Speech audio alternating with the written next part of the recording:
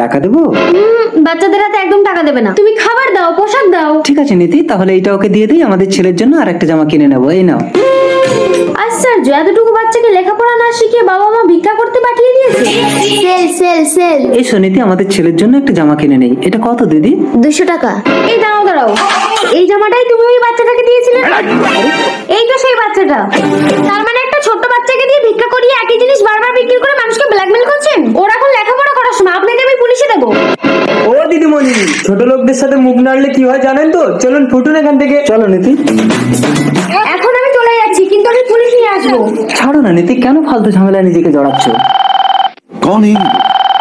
Hello, তোর বউকে বলে দে বিষধর সাপের লেজে পা দিলে কিন্তু ছবল খাবে। এই তুই বিষধর সাপ হলে আমি ভয়ঙ্কর বেজি রে। হ্যালো হ্যালো, ফোনটা কেটে দিই। স্যার স্যার স্যার দাঁড়ান। কি হলো ম্যাডাম?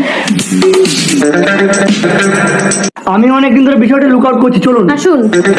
এই বাইরে আয়। একটা বাচ্চাকে দিয়ে ভিক্ষা করে একই জিনিস বারবার মানুষকে বিক্রি করছিস। স্যার আমরা তো চুরি করছি না, ভিক্ষা করে আয় করছি। ভিক্ষা করতে হয় আপনারা করুন, একটা ছোট্ট বাচ্চাকে দিয়ে ভিক্ষা করেছেন কেন? একটা বাচ্চাকে দিয়ে এইসব কাজ করানোর জন্য আমি তোমাদের কঠোর শাস্তির ব্যবস্থা করবো, চলো। তোমার কোনো চিন্তা নেই ছোট, তুমি আমাদের কাছে থাকবে, লেখাপড়া করবে। কি মজা।